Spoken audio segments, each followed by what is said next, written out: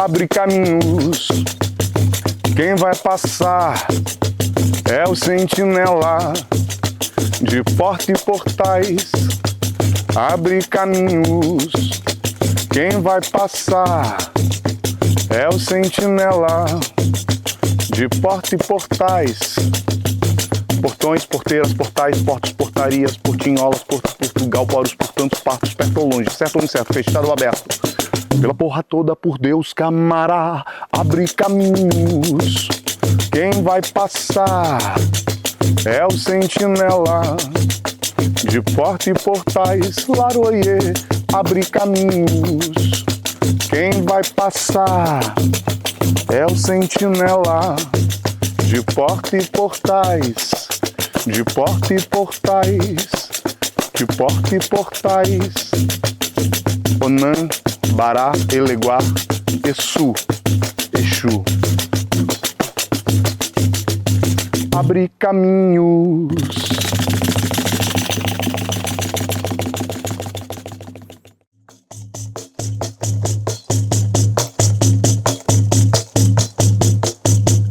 Toca.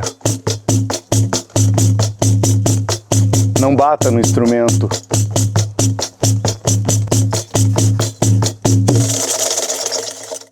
Quem falava isso era o grande mestre, o grande professor Naná Vasconcelos, né? Toca, não bata no instrumento, né? Então, o ato de se relacionar com o pandeiro como um toque ou com os outros instrumentos. Eu sou Gessé Paixão, multi-instrumentista, compositor, poeta. Meu lugar é o lugar da educação, educação em filosofia e educação para as relações étnico-raciais, né? Essas são as nossas expertises, assim, temos transitado por esse lugar. O lugar da música nunca sai de mim, o pandeiro nunca sai de mim, né? O trompete nunca sai de mim, né? Compõe aquilo que eu sou, o handpan, os cachixis, o agogô, o escrevinhamento, né, das letras, assim, seja inventando ou descobrindo, né? Os instrumentos, na minha relação, da minha experiência musical, né, no produto que eu geralmente apresento e ofereço, né, os instrumentos sempre vão aparecer a partir dessa lógica, né, da multi-instrumentação, mas de algo muito importante, que é da relação tímbrica, né? Eu tenho muito interesse pelos timbres, assim, como é que eu posso extrair uma variedade de frequências, de sons, considerando os instrumentos que estão ligados à minha expertise, né? Então, nesse exercício, nesse trabalho com a multi-instrumentação, o interesse pelos timbres, a busca dos timbres e como os timbres acontecem produzindo os desenhos, né? Os desenhos aí são as claves rítmicas, né? Não tem como não pensar nas claves rítmicas da minha matricialidade, da minha experiência ancestral, as claves rítmicas afro-sacras, né? Como é que o Ijexá, por exemplo, está presente na minha música, na minha musicalidade, ou como, por exemplo, o 6x8, que pode estar associado ao barravento, né? Está presente na minha musicalidade. Ora, isso tem a ver com os desenhos, com as claves, ou como, por exemplo,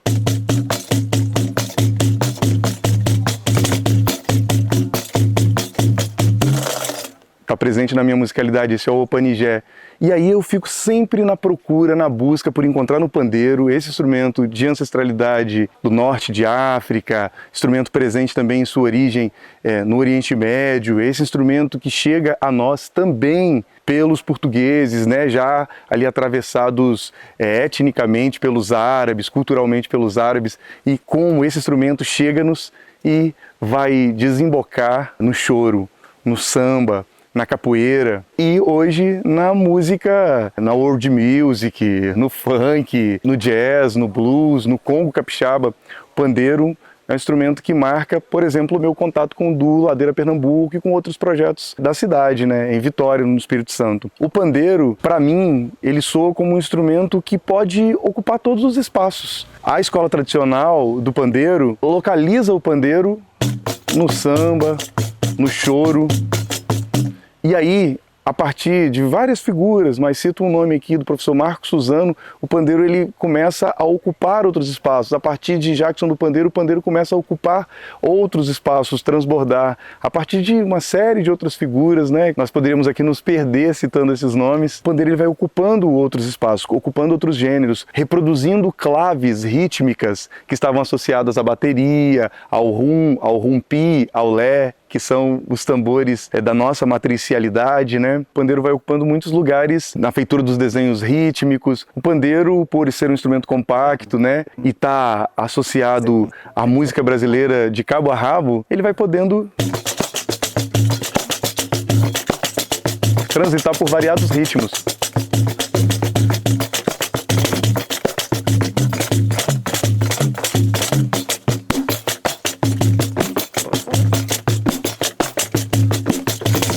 E ele tem ocupado esse lugar, né? O lugar dos variados gêneros, variadas claves. E é nesse sentido que eu penso a minha relação do pandeiro com os projetos que eu tenho desenvolvido. Inclusive com o do Ladeira Pernambuco, assim como os outros projetos que eu desenvolvo ou participo, né? Então, um agradecimento especial ao Du Ladeira Pernambuco pelo convite, pela possibilidade de colar junto aqui no Mosteiro Zen Budista. Muitas graças pela possibilidade de trazer o meu pandeiro para poder fazer os desenhos com esse repertório maravilhoso que eles têm escolhido, com o qual a gente tem se deliciado, aprendido bastante sobre música brasileira. Por mais choro, por mais música brasileira, por mais pandeiro em nossas vidas. Viva o Du Ladeira Pernambuco!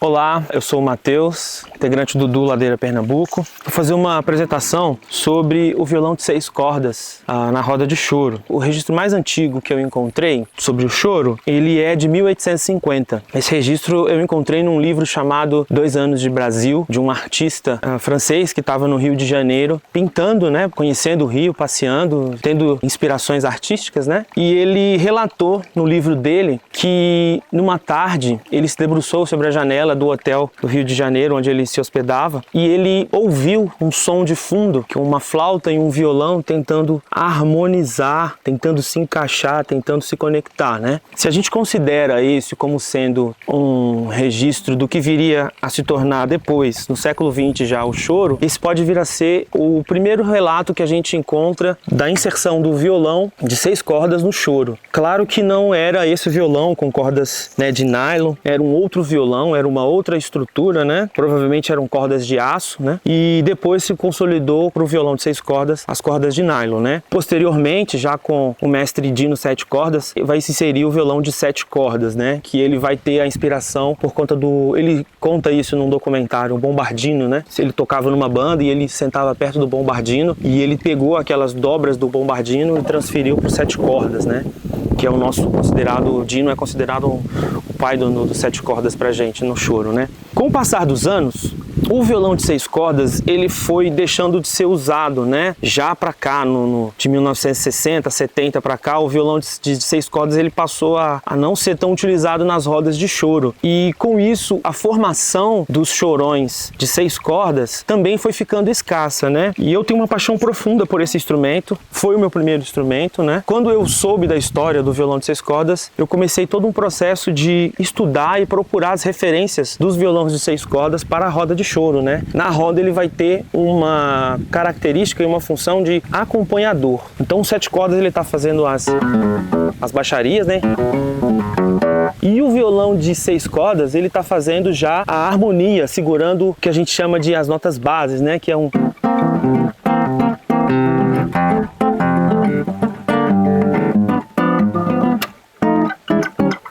Ele vai ter uma função mais de fazer uma base, uma cama, junto com o cavaco também, para que os 7 cordas, o bandolim, os instrumentos melódicos venham fazendo as melodias, os contrapontos, né? Os arranjos todos que tem no choro, né? Fazem parte da linguagem do choro, na verdade. Como o violão de 6 cordas, ele tem uma função na roda que pode ser substituída pelos 7 cordas, ele começou a ser distanciado das rodas. Quando a gente começou, eu e a Ana Carolina, a gente iniciou o duo, eu me deparei com uma realidade, que é a realidade de você ter muitos músicos num grupo de choro, né, num grupo regional de choro, né. Em média são 8 instrumentos, né, então violão de 6, de 7 cordas, cavaquinho, bandolim, flauta, clarinete, pandeiro e saxofone em algumas rodas mais tradicionais vai ter também, né, quanto do pixinguinha que inseriu também. Então são praticamente aí 8 músicos, né, então a viabilidade de pagar um cachê para cada um desses músicos, né, fica muito alto, um valor muito alto para as casas, né, elas justificam isso. Então o violão de 6 cordas ele começou a ser substituído e reduzir as formações de 8 para um bandolim, uma flauta, um violão de 7 cordas e um pandeiro, em algumas outras formações 5, 6 músicos, né, mas isso começou a ser reduzido ainda mais e passou a ser,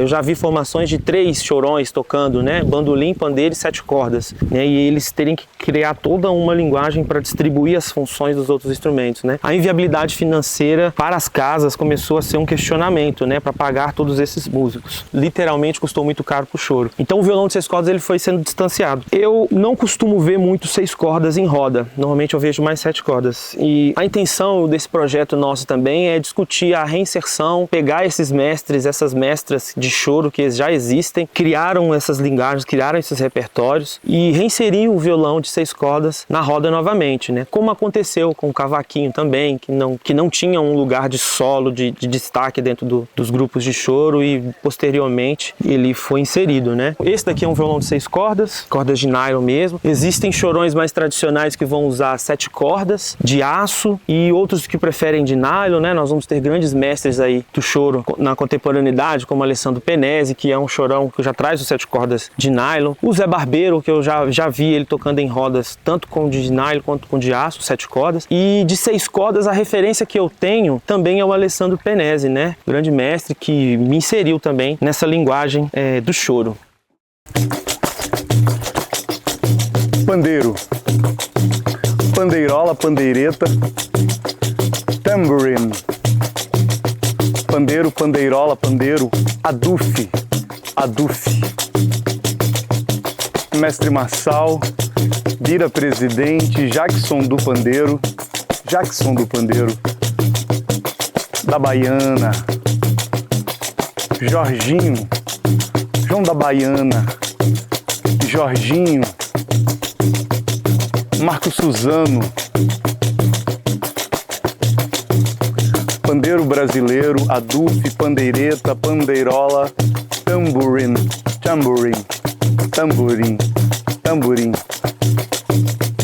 coco, ele tá no coco, tá no maracatu, tá no Ijexá, tá no samba, no partido alto, choro, chorinho, pandeiro brasileiro. O rosto do pandeiro no Brasil fica voltado para o rosto do pandeirista. Essa é uma particularidade do nosso modo próprio de tocar. Pandeiro com a carinha virada para o rosto do pandeirista. Isso é o Brasil. Pandeiro, pandeirola, pandeireta, tamborim, pandeiro. Parente do adufe. Vem das terras do norte de África. Na Índia também tem, na China, mas os árabes trouxeram também até nós, pelos corpos, inclusive do colonizador. Pandeiro, pandeiro, pandeireta, pandeirola, tamborim, adufe.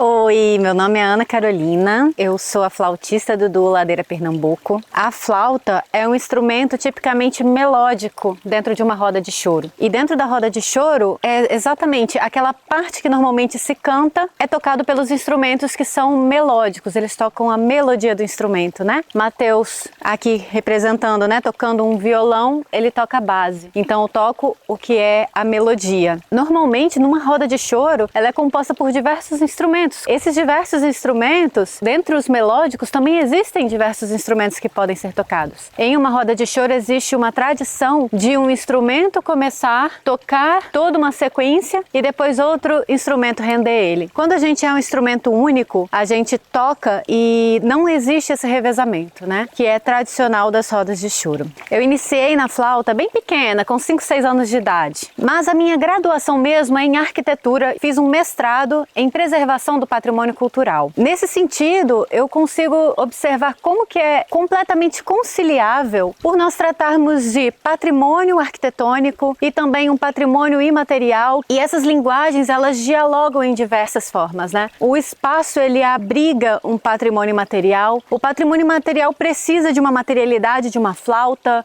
da materialidade do espaço para conseguir existir também, né? A propósito, você sabe que o chorinho é o mais novo patrimônio imaterial reconhecido pelo IPHAN enquanto um patrimônio nacional do nosso país. E nesse sentido, esse projeto também se propõe como uma educação patrimonial. No momento em que a gente leva esse patrimônio em diversos lugares, como a gente levou esse patrimônio em lugares com pessoas em situação de vulnerabilidade, para idosos, para crianças, em locais mais periféricos da cidade. E aqui nós também trazemos esse projeto para esse outro ambiente patrimonial, esse outro patrimônio que o Estado do Espírito Santo tem, o Mosteiro Zen Budista de Ibiraçu. E com muita alegria nós trazemos esse projeto aqui e mostramos este espaço que é realmente um patrimônio e tem tudo a ver. Música, cultura, lazer, até exercício físico também, né, que pode ser feito em trilhas aqui. É com muita alegria que nós temos uma oportunidade de ampliar e de trazer isso para o público. Isso tudo graças à Secretaria da Cultura com recursos da Funcultura.